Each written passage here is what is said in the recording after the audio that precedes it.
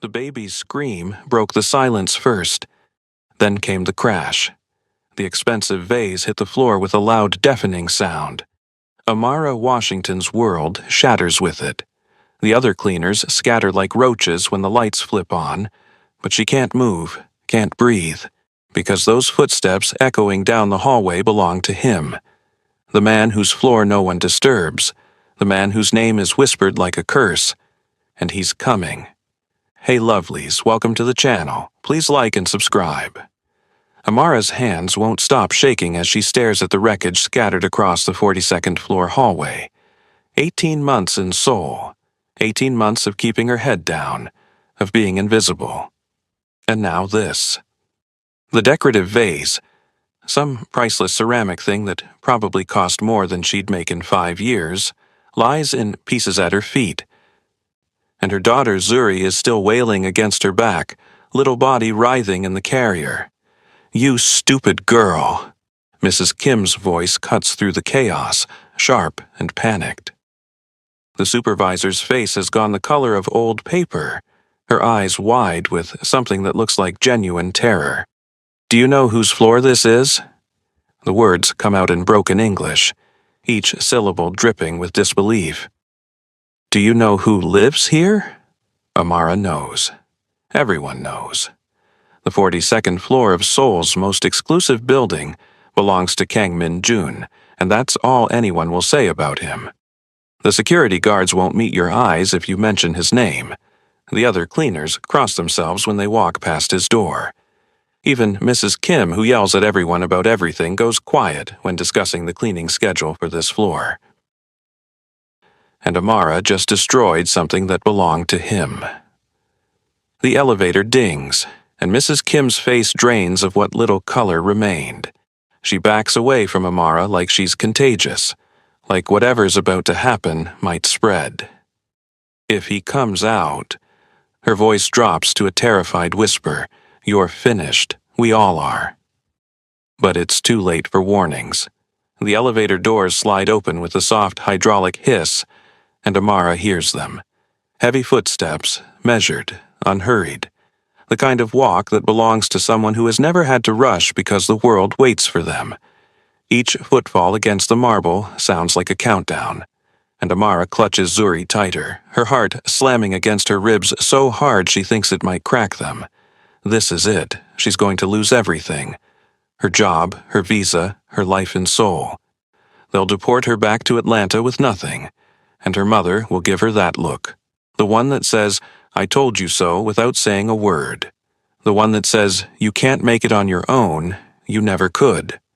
The footsteps are getting closer, and Amara can't even make herself look up because if she sees him, if she meets his eyes, it becomes real. The footsteps stop. The silence that follows is somehow worse than the crash, worse than Zuri's crying, worse than anything Amara has ever experienced.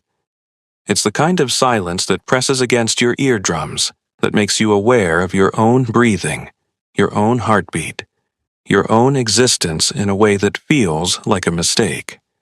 She forces herself to look up, and there he is. Kang Min-jun stands 6 feet away, close enough that she can see the individual threads in his black shirt, far enough that she'd never make it to the elevator if she ran. He's younger than the whispers suggested, maybe early 30s, with features so sharp they could cut glass. Everything about him is black.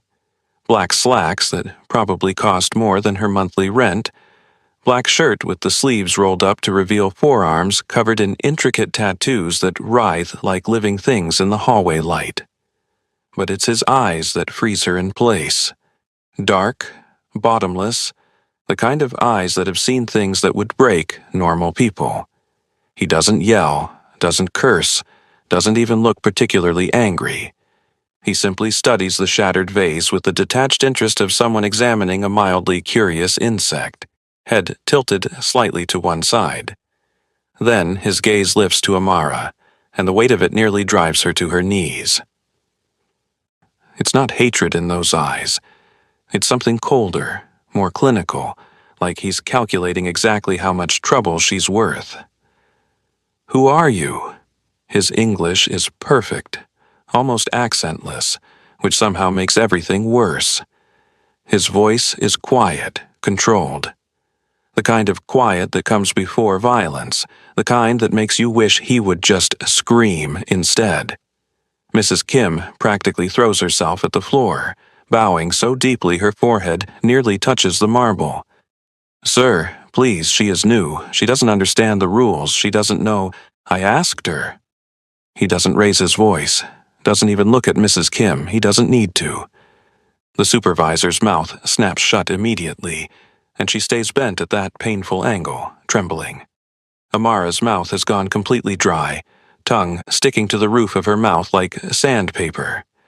I'm Amara, the cleaner, sir." The word tastes wrong, feels wrong. She's never called anyone sir in her life, pride being one of the few things her mother actually gave her. But terror has a funny way of erasing pride, of reducing you to something small and desperate. "How much is the vase worth to you, Amara?" He tilts his head slightly, and Amara realizes with creeping horror that this is a test. There's no right answer. Every word she says from this moment forward is another step toward whatever edge he's leading her to. I don't. She can't finish the sentence. Can't make her brain form coherent thoughts when those eyes are fixed on her like she's a problem to be solved. "Can you afford it?" The answer lodges in her throat like broken glass. "No, sir." Her voice cracks on the words, and she hates herself for it. Hates how small she sounds, how defeated. "Then why bring a child here?" His eyes move to Zuri, who has gone eerily quiet against Amara's back, little body tense like even an 18-month-old baby can sense predators. The question isn't asked with curiosity. It's asked with the cold logic of someone who sees the world in calculations and consequences. Amara opens her mouth to explain about the broken child care, about having no choice, about how she's trying so hard to make this work, but the words won't come. Because what's the point? He doesn't care about her circumstances. Men like him never do. Before she can force out an answer, before she can beg for her job or promise to pay for the vase somehow, Zuri makes a sound. Not a cry, a coo, a happy, delighted sound that babies make when they see something that brings them joy. Amara feels her daughter shift in the carrier, feels those tiny arms reaching out, and then the world tilts sideways because Zuri is reaching toward him, toward Kang Min-jun, toward the most dangerous man in the building. "Da-da," Zuri squeals, her face breaking into that bright, gummy smile that usually melts Amara's heart. "Daddy!" Time stops. Actually stops. Amara can hear her own heartbeat in her ears, can feel the blood draining from her face, can sense Mrs. Kim's sharp intake of breath somewhere behind her. The other cleaners, scattered down the hallway like frightened birds, have frozen into living statues. Nobody moves, nobody breathes. "No, no, baby, no." Amara reaches back frantically, trying to keep Zuri from reaching toward him, words tumbling out in a panic-stricken flood. "I'm so sorry, sir." She's just a baby. She doesn't know what she's saying. "I'm so sorry, please, Her fingers fumble with the carrier straps, shaking so badly she can barely work the clips. She manages to unhook it and pulls Zuri into her arms, holding her daughter against her chest like a shield, stumbling backward until her shoulders hit the wall. "I'm sorry, I'm so sorry." She calls everyone that. She doesn't understand. She doesn't. "Please don't." But Zuri starts crying immediately. Not the angry cry, or the hungry cry, or even the tired cry. The heartbroken cry, the one that tears Amara's soul in half every time she hears it. Fat tears roll down her daughter's brown cheeks, and her little arms stay outstretched toward Kang Min-jun, fingers grasping at air.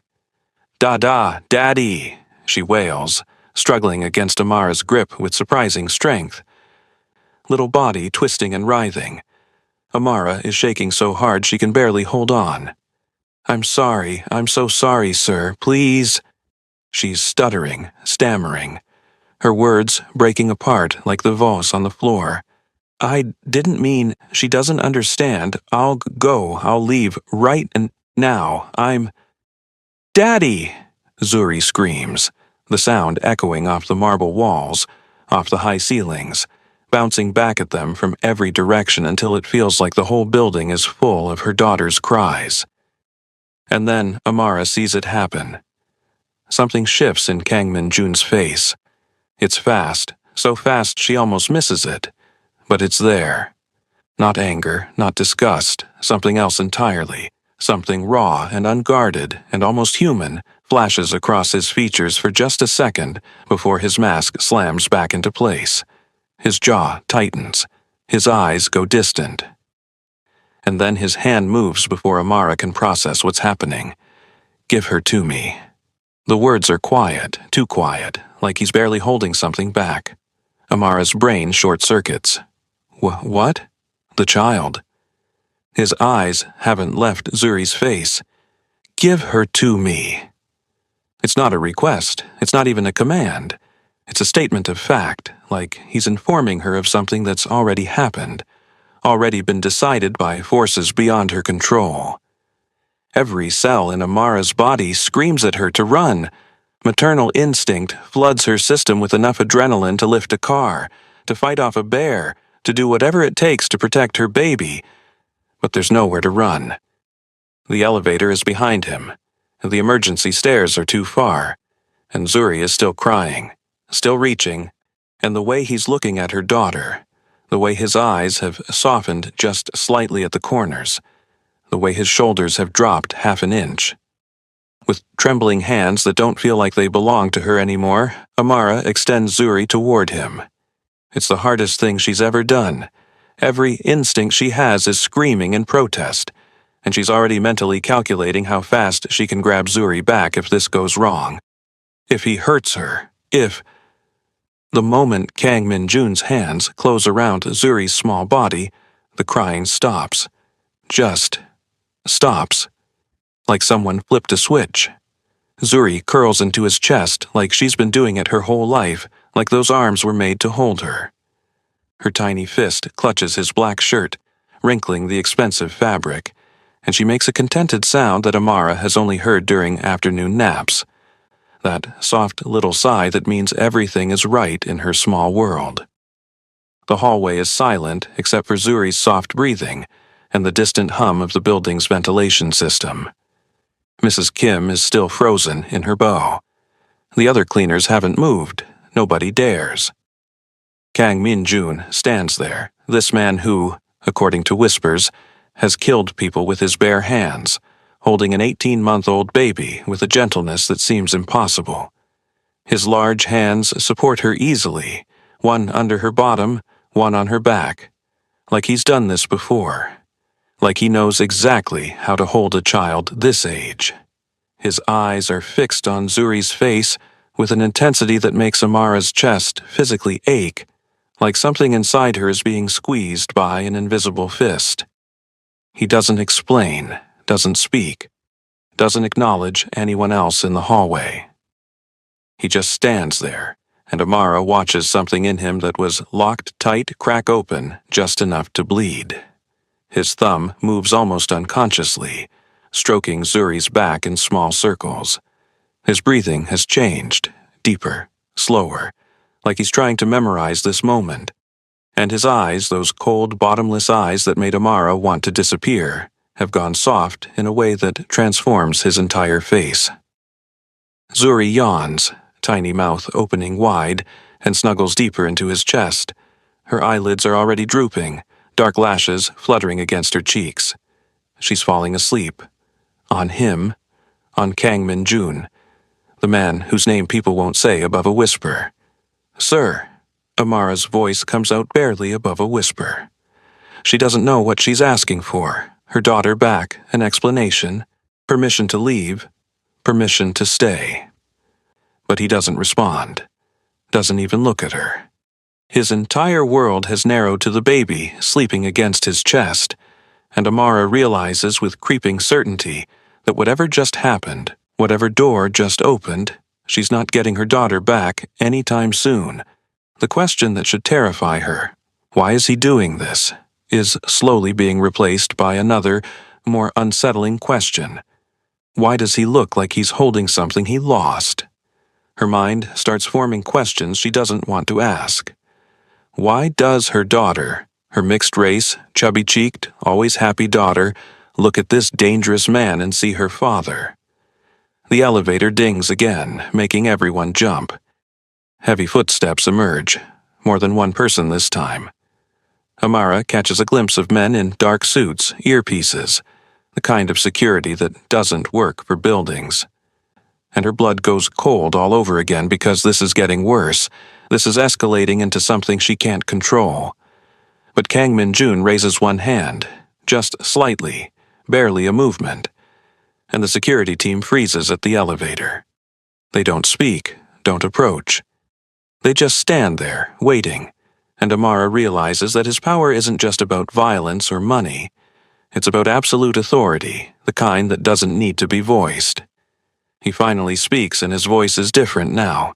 Still quiet, but missing that cold edge. Something in his expression shifts again, softens further, and Amara feels like she's watching something private. Something she has no right to witness. How old? 18 months? He nods slowly, like this information matters, like he's filing it away somewhere important. His thumb continues its circuit on Zuri's back, and Amara notices that his hand is shaking. Just slightly. So slightly that if she weren't watching with the intensity of a mother whose child is in potential danger, she might have missed it. "Sir, Mrs. Kim tries again, her voice cracking with stress. "I can take the child. I can—" "No." The word is soft but absolute. Final. Discussion over. Mrs. Kim's mouth snaps shut again, and she looks at Amara with something that might be pity or might be terror or might be both. The message in her eyes is clear. You're on your own. Amara swallows hard. "Sir, I have to finish my shift, and Zuri needs her afternoon bottle soon, and You're done for today." He finally looks at her, and his eyes are different now. Still intense, still powerful, but missing that predatory calculation. "Come with me." The words aren't a request, they're a command. And Kang Min-jun is already walking toward his penthouse door with Zuri still curled against his chest, like she belongs there. Amara's heart stops. "Sir!" She stumbles after him, panic flooding her system so fast she can barely breathe. "Please, I just need my daughter. Mrs. Kim." He doesn't look back, doesn't slow down, just keeps walking with that measured stride that makes clear he's never had to ask for anything twice in his life. "Leave. All of you." The cleaning staff vanishes like smoke. 1 second they're there. Mrs. Kim with her terrified eyes. The other cleaners pressed against the walls like they're trying to disappear into the marble. And the next second the hallway is empty except for Amara and the man walking away with her baby. Amara has no choice but to follow him into the penthouse, her legs moving on autopilot while her brain screams at her to run. The door closes behind her with a soft, final click that sounds like a coffin lid slamming shut, and she's trapped. Trapped in the home of the most dangerous man in Seoul, and he has her daughter, and she doesn't know what he wants, but she knows it can't be good because men like him don't do things without reason. Inside, the space is exactly what she expected. All cold minimalism, black leather furniture that looks like it's never been sat on. Floor-to-ceiling windows, overlooking Seoul's glittering skyline like the city is just another thing he owns. What she didn't expect was how empty it feels. Not empty like vacant, but empty like abandoned, like a mausoleum. Like a place where something died and nobody bothered to bury the body. Kang Min-jun walks to the massive windows, still holding Zuri, who has started playing with his collar, tiny fingers tugging at the expensive fabric. The afternoon sun cuts across his face, highlighting the sharp angles of his jaw, the shadows under his eyes that suggested he doesn't sleep much. "Sit." He gestures to the sofa without looking at her. Amara perches on the edge, spine rigid, legs tensed, ready to run even though there's nowhere to run to.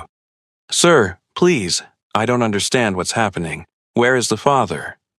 He cuts her off, his eyes still fixed on Zuri's face like he's memorizing every detail. The question catches her off guard. Her jaw tightens. Not in the picture, never was. She doesn't elaborate. Doesn't mention the college boyfriend who disappeared the moment she told him about the pregnancy. Doesn't mention the shame in her mother's voice when Amara said she was keeping the baby.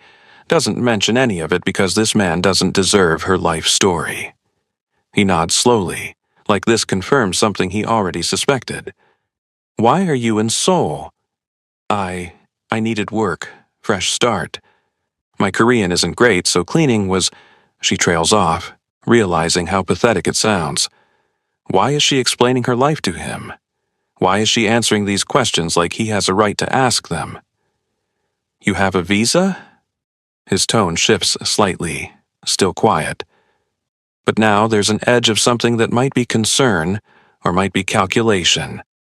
"Yes, working visa. Everything's legal, I swear." The words tumble out in a rush, because the last thing she needs is immigration problems on top of everything else. "How much do they pay you?" He finally turns to look at her, Zuri dozing against his shoulder now, and the weight of his gaze makes Amara want to sink into the expensive leather and disappear. What? How much do they pay you to clean this building?" He repeats the question like it's the simplest thing in the world, like he's asking about the weather instead of dissecting her entire financial situation. Amara tells him the amount, her voice barely above a whisper. His expression doesn't change. But something cold and furious flashes in his eyes, there and gone so fast she almost misses it. "That's below minimum wage." It's not a question. It's a statement of fact, and the quiet rage underneath it makes Amara's skin prickle with something that isn't quite fear. "I know, but I need...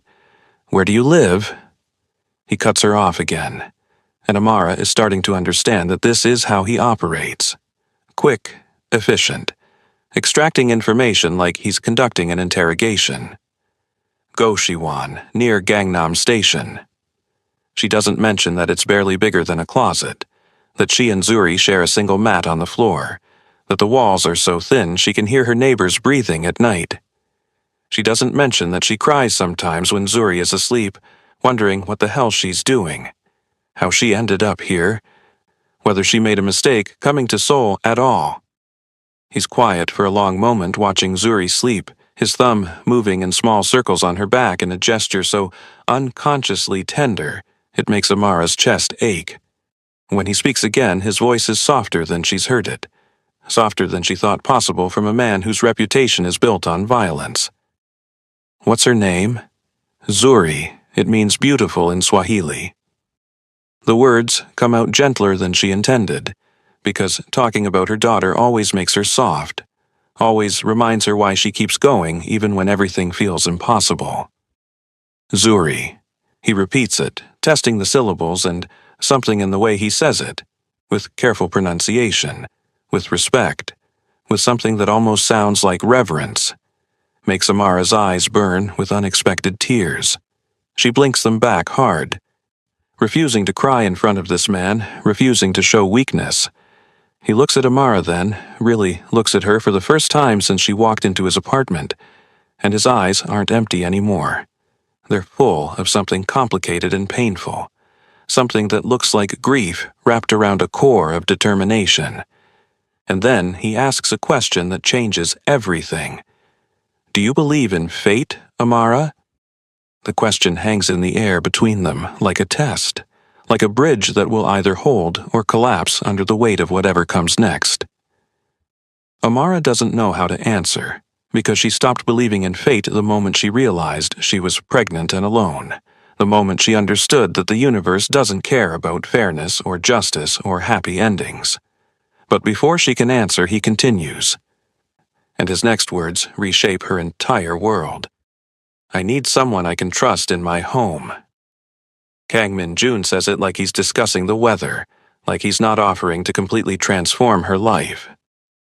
Amara blinks, her brain struggling to process. What? A housekeeper, live-in, private quarters, separate from the main floor, full benefits, salary, triple what you're making now. He lists the terms with clinical precision, but his eyes never leave her face, watching for her reaction, calculating her response before she even gives it. I don't understand. Why would you? Her mind is racing, trying to find the trap, trying to understand what he really wants because men like him don't do favors, don't offer help without expecting something in return. You need work. I need someone who isn't connected to my organization. Someone who has something to lose. His eyes move to Zuri, and the meaning in that look is clear as glass. Someone with a reason to be trustworthy. This is because she called you daddy, right? Amara starts, but he cuts her off with a sharp shake of his head.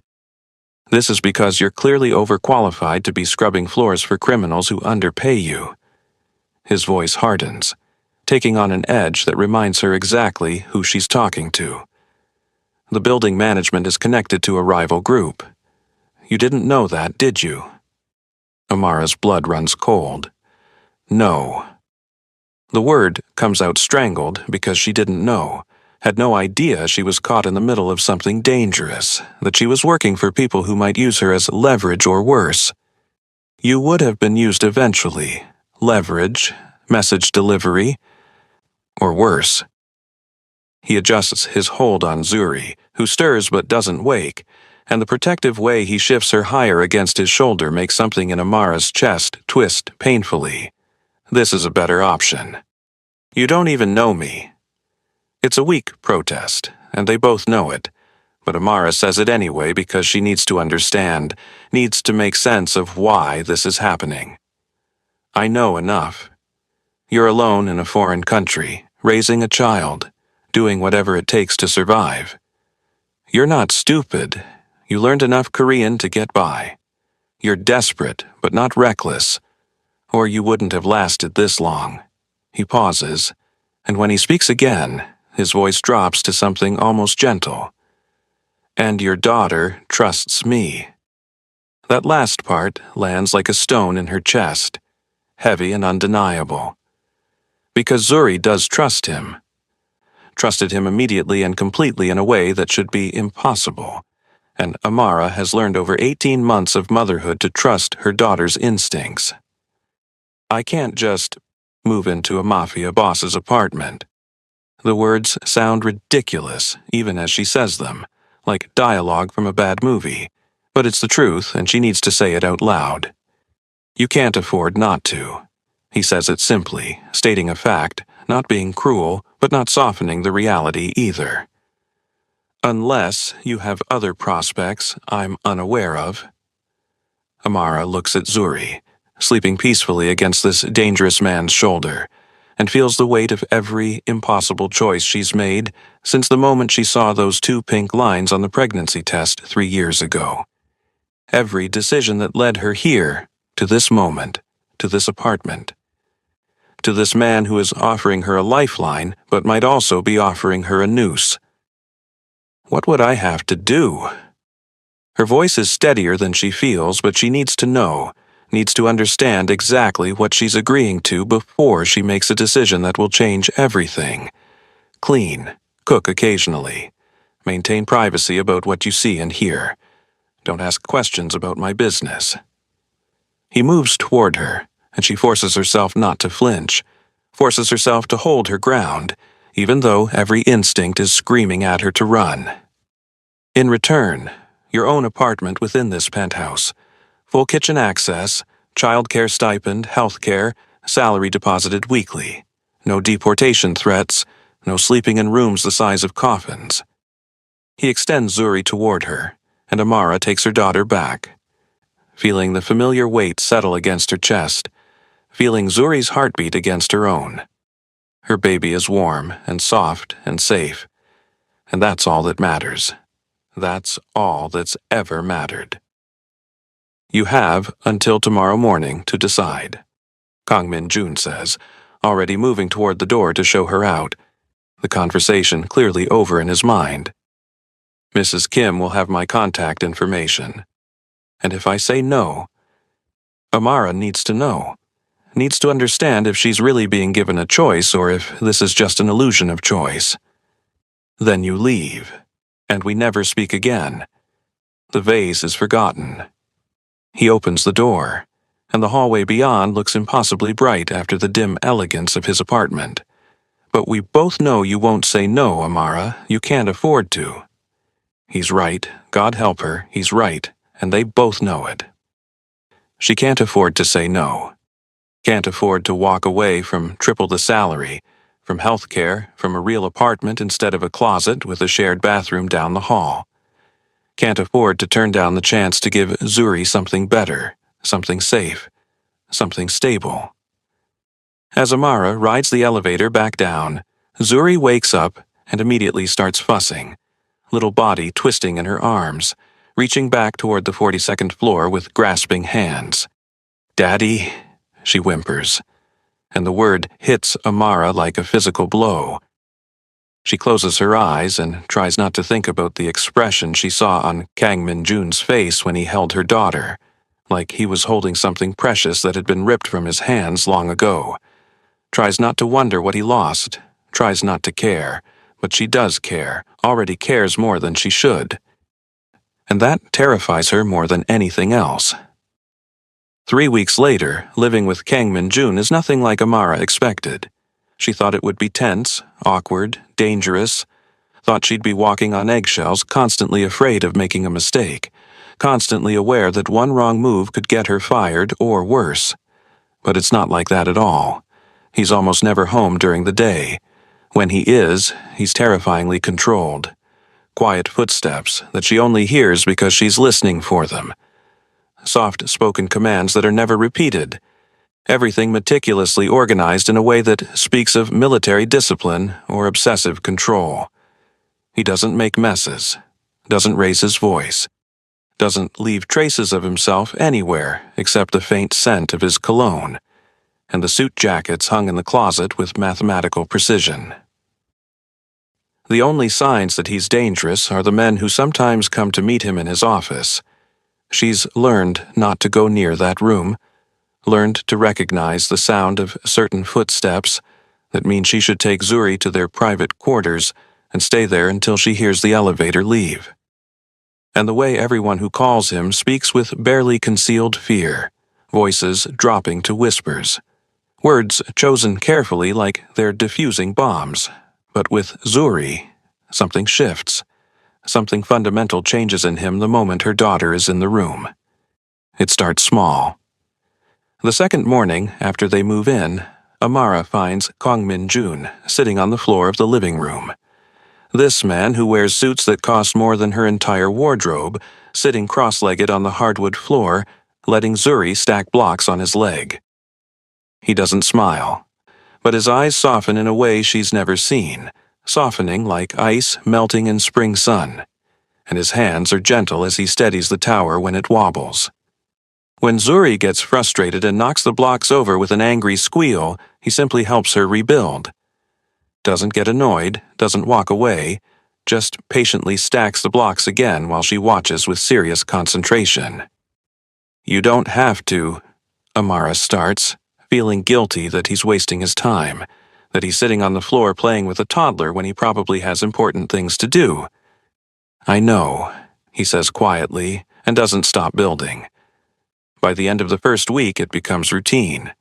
Zuri toddles to him the moment he walks through the door, little legs pumping as fast as they can, arms outstretched and squealing, "Daddy, Daddy," in that high, excited voice that makes Amara's heart clench. He picks her up without hesitation, without even setting down his briefcase first, carrying her while he reviews documents or makes phone calls in Korean that Amara pretends not to understand, but is slowly learning anyway. Sometimes she catches him watching Zuri sleep in her playpen, standing in the doorway with his expression unreadable, but his hands clenched into fists at his sides, like he's physically restraining himself from something, like he's fighting a battle that nobody else can see. One night, 3 weeks in, Amara works up the courage to ask. She's been holding the question since the day they moved in, holding it like a burning coal in her mouth, afraid of what the answer might be but unable to stay silent any longer. She finds him on the balcony after Zuri's bedtime, smoking a cigarette, a habit she's noticed he only indulges in late at night, when he thinks nobody's watching. The city spreads out below them like a circuit board, millions of lights glittering in the darkness, and he looks small against it somehow, despite his power, despite everything he controls. "Can I ask you something?" she says quietly, stepping out into the cool night air. He doesn't turn around. "You can ask." It's not permission to get an answer, just permission to ask, and they both understand the distinction. "Why did you really offer me this job?" The question hangs between them, heavy with everything she's not saying. "Why do you look at my daughter like she's breaking your heart? Why do you hold her like she's made of glass? Why do your hands shake sometimes when you think nobody's watching?" The silence stretches so long she thinks he won't answer, thinks she's crossed a line and he's going to shut down or get angry or tell her to leave. But then, "I had a daughter." Amara's breath catches.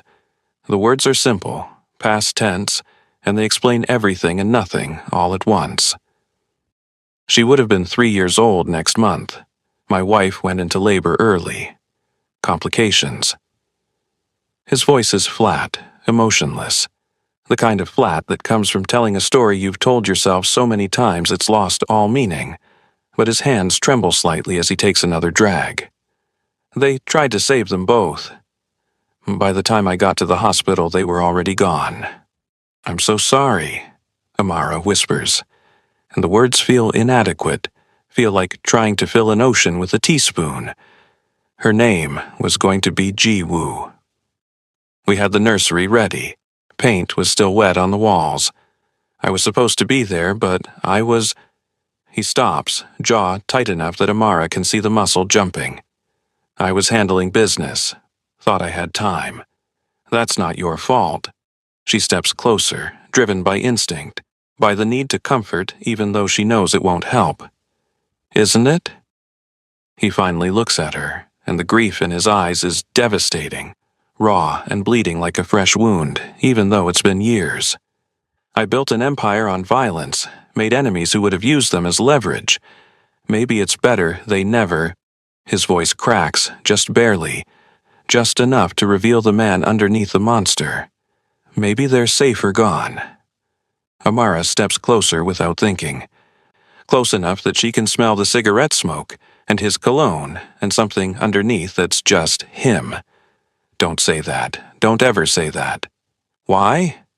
The word is sharp, defensive, angry. "You don't know what I've done, what I am. I know you rebuilt my daughter's block tower 6 times this morning without complaint. I know you bought the organic baby food, even though I said the regular kind was fine. I know you stood outside her door for 10 minutes last week when she was crying from a nightmare, like you wanted to help but didn't think you had the right." Her voice shakes, but she doesn't stop, can't stop now that she started. "I know that whatever you were, whoever you've hurt, Zuri sees something good in you, and babies don't lie." Kang Min-jun stares at her for a long moment, his eyes searching her face like he's trying to understand how she can say these things, how she can see anything in him worth defending. Then he looks away, his voice rough. "She looks like her, my Ji-woo, same eyes, same smile." He swallows hard, Adam's apple bobbing. "When Zuri called me daddy, for a moment I forgot. I just forgot they were gone." Amara feels tears slip down her cheeks, hot against her skin in the cool night air. "I'm sorry she made you remember." "Don't be." He stubs out his cigarette with more force than necessary. Remembering hurts, but forgetting is worse. He walks past her back into the penthouse, and Amara stands there on the balcony, understanding for the first time that she's not just living with a monster. She's living with a man whose heart was murdered, and who's been trying to bury the body ever since. And somehow, impossibly, her daughter is teaching him how to dig it back up. 5 weeks later, Amara wakes to the sound of breaking glass, and for a split second she thinks she's back in that hallway, back on the 42nd floor with the vase shattering at her feet and her whole world about to collapse. But this is different. This is worse. It's 2 a.m. and the darkness in her room feels thick, suffocating, wrong. Zuri is crying, not her normal cry, not the tired, fussy sound she makes when she wants attention, but a scared cry that shoots pure adrenaline straight into Amara's veins. And there are voices in the penthouse. Too many voices, speaking rapid Korean laced with threats she doesn't need to understand to recognize as dangerous. She's out of bed before her brain fully processes what's happening, running on pure maternal instinct. She grabs Zuri from the crib, pulling her daughter against her chest, feeling that small warm body trembling with fear. Her hands are shaking so badly she can barely hold her phone, but she manages to pull it from the nightstand, manages to dial the number Kong Min Jun made her memorize on her first day. If anything ever happens, call this number first. Not the police, never the police. The line connects on the first ring. Amara? His voice is sharp, alert, completely awake despite the hour, and she can hear the sound of movement, of him already moving before he even knows what's wrong. There are men in the apartment. She whispers it, voice shaking, trying to keep quiet even though her whole body is screaming to run, to hide, to protect her baby. I don't know how they got in. Stay where you are. I'm 5 minutes away. The sound of a car engine roaring to life comes through the phone, aggressive and fast. Don't come out, no matter what you hear. The line goes dead, and Amara is alone with the darkness and the voices and the terrible understanding that 5 minutes might as well be forever. Zuri whimpers against her chest, and Amara backs into the closet, pulling the door almost shut but leaving it cracked just enough to see. She clamps a hand over her daughter's mouth, hating herself for it, but knowing they need to stay silent, knowing that one sound could get them found, could get them killed. Zuri's eyes are wide and terrified in the darkness, and Amara can feel her little heart racing against her own. She hears footsteps, heavy boots on hardwood, moving through the penthouse with purpose. The door to their private quarters slams open so hard it hits the wall, and Amara flinches, pressing herself further back into the corner of the closet, making herself as small as possible. Find them. Someone barks in Korean, voice rough and angry. The woman and the baby. Lee wants them alive. Amara's blood turns to ice. This isn't random. This isn't a robbery or a mistake. They came for her, for Zuri. They know who they're looking for, and whoever Lee is, he wants them for a reason that can't possibly be good. The footsteps get closer. She can hear them searching, hear drawers being yanked open, hear furniture being shoved aside. Closer, closer. And then the closet door flies open, and a man with a scarred face and cold eyes grins down at her like he's just won a prize. There you are. His English is broken, but clear enough, and his smile is the worst thing Amara has ever seen. He reaches for Zuri, thick fingers extending toward her daughter's arm. And then the penthouse explodes with gunfire. Amara doesn't see what happens next, can't see past the scarred man's body blocking the doorway, but she hears it. She hears everything, screaming, men screaming, the kind of screaming that comes from pain and terror and the sudden understanding that you're about to die, bodies hitting the floor with heavy thuds, the wet, terrible sounds of violence that will live in her nightmares forever. And then Kang Min-jun's voice, speaking Korean so cold and deadly, it barely sounds human, barely sounds like a voice at all. You touched what's mine. The sound that follows will haunt Amara for the rest of her life. It's not gunfire. Gunfire she could almost handle, could almost rationalize as quick and clean. This is worse. This is the sound of bones breaking, of flesh tearing, of a man being systematically destroyed by someone who knows exactly how to make it last, how to make it hurt. The scarred man in front of her closet turns, reaching for his gun, but he never makes it. Amara sees the spray of blood before she processes what happened, sees him drop, and then there's nothing blocking her view anymore. The penthouse looks like a war zone. Bodies everywhere.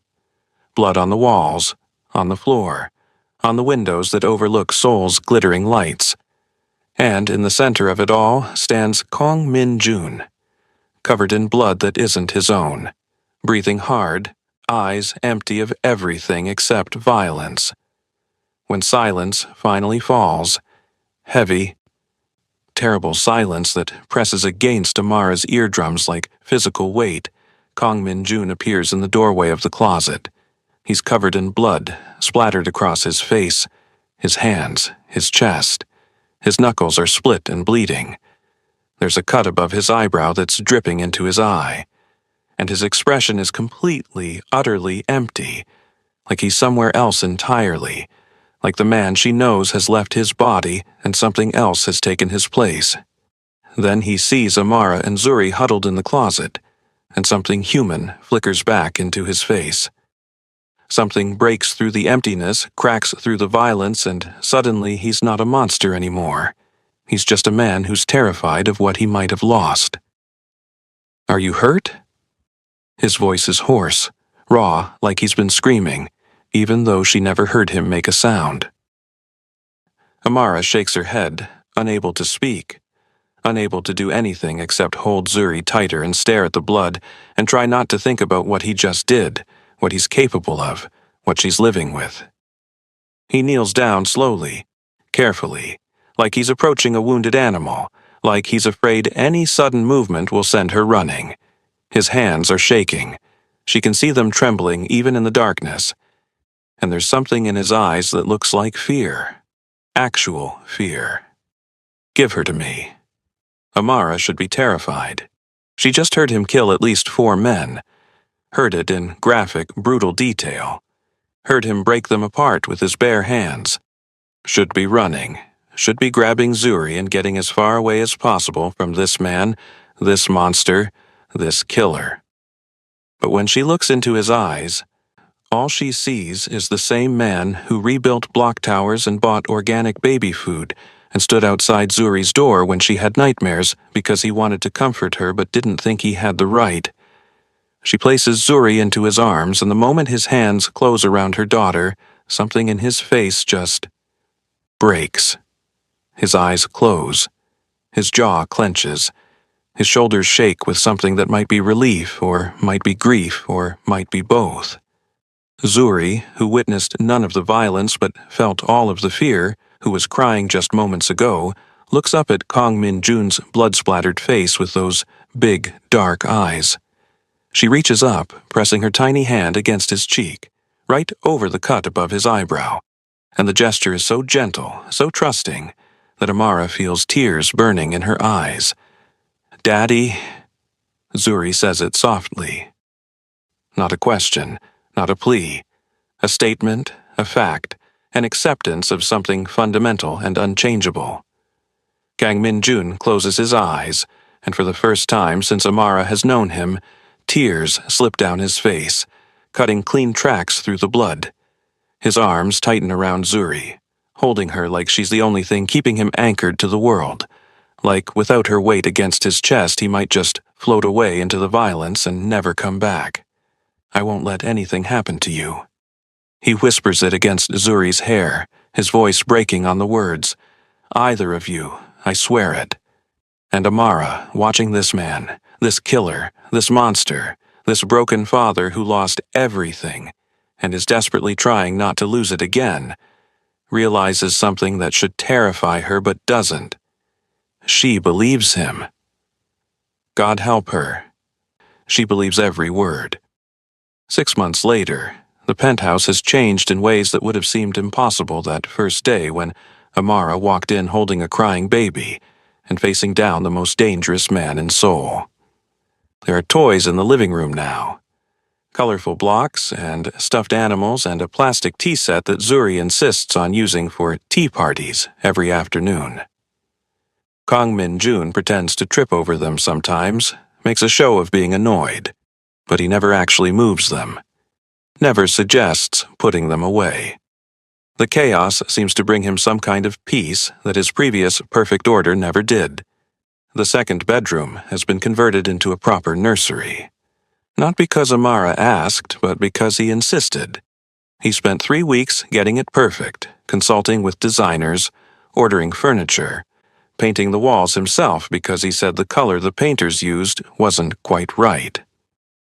Amara came home one day to find him on a ladder with paint in his hair, and the sight of it, this powerful, dangerous man, carefully painting stars on a ceiling for a child who isn't even his, made her fall just a little bit more. The news reported that Lee Sang-woo, head of a rival organization, was found dead along with 15 of his men. The official story was gang violence, a territory dispute that got out of hand. The truth was simpler, cleaner, more final. He threatened what belonged to Kang Min-jun, and Kang Min-jun doesn't give second chances to people who threaten his family. No one has bothered them since. No one would dare. Amara watches from the kitchen as Kang Min-jun sits on the floor. He's always on the floor now. Has basically given up on furniture when Zuri is around, letting her paint his hands with washable markers. He's wearing a suit that probably costs $3,000, and he doesn't care that it's getting ruined. Doesn't care that there's purple marker on his sleeve and green on his collar. Doesn't care about anything except the little girl who's giggling as she decorates his hands like they're her personal canvas. "Daddy pretty," Zuri announces, holding up her artwork with pride, showing off the swirls and dots she's created. "Very pretty," he agrees seriously, examining his painted hands like they're a masterpiece, like she's Picasso and he's honored to be her medium. Amara's heart clenches. She never meant to fall for him, never meant to see the man beneath the monster, never meant to notice the way he laughs at Zuri's jokes or the way he reads her bedtime stories with different voices for all the characters, or the way he looks at Amara sometimes when he thinks she's not watching, like she's something precious, something worth protecting, something that might save him if he just holds on tight enough. But somewhere between late-night conversations on the balcony and shared fears whispered in the darkness, and the way he looks at Zuri like she hung the moon and painted the stars, she fell hard and fast and completely, and there's no going back now. Kang Min-jun looks up and catches her staring. Something soft passes between them. Understanding, perhaps. Or permission. Or the acknowledgement of something that's been building for months, growing in the spaces between words, in the moments when their hands brush accidentally, in the way they've become something like a family without ever discussing it. He stands, scooping Zuri up with practiced ease. "Time for bed, little artist." "No!" Zuri protests automatically, but she's already rubbing her eyes, already yawning, and they all know it's just for show. Amara follows them to the nursery, watching as he tucks Zuri in with the same careful gentleness he uses for everything involving her daughter. He sits on the edge of the bed, stroking her curls until her eyes start to close, humming something soft and Korean that Amara has never heard before, but recognizes as a lullaby. "She's lucky to have you," Amara whispers when Zuri finally falls asleep, and she means it with every fiber of her being. "I'm the lucky one," he says it quietly, eyes still on Zuri's sleeping face. Then, after a pause that stretches just long enough to feel significant, "Stay." "What?" Amara's heart skips. "Stay, not as my employee, as—" He struggles with the word, jaw working like it's difficult to force out. "As family, both of you." Amara's eyes burn with tears she refuses to let fall. "Min-jun." His name feels different in her mouth now, without the sir, without the distance. Just his name, just him. You don't have to answer now. But I need you to know. You saved me. Both of you. He looks at Zuri's sleeping face, and his expression is so full of love it almost hurts to witness. She gave me a reason to be something other than a monster. You showed me I could be. Amara takes his hand, scarred, dangerous, gentle, and holds it tight. You were never just a monster. You just needed someone to see you. He pulls her close, and she lets him, resting her head against his chest, where his heart beats steady and sure, where she can hear the proof that he's human, that he's real, that he's hers if she's brave enough to claim him. I see you, she whispers against his shirt. I see all of you. His arms tighten around her, and they stand there in the nursery, lit only by the soft glow of the nightlight, while Zuri sleeps peacefully and Sol glitters outside the window. Outside, there are 1,000 dangers, rival gangs and enemies and violence that never really stops. But here, in this room, there is only peace. And a little girl who called a monster Daddy and meant it, who saw past the blood and the violence and the reputation to the broken man underneath, who loved him anyway, who taught him how to love again. Amara lifts her head, meeting his eyes in the darkness. Yes? Yes? He repeats, like he's afraid to hope. Yes, we'll stay, as family. She reaches up, touching his face the same way Zuri does, gentle.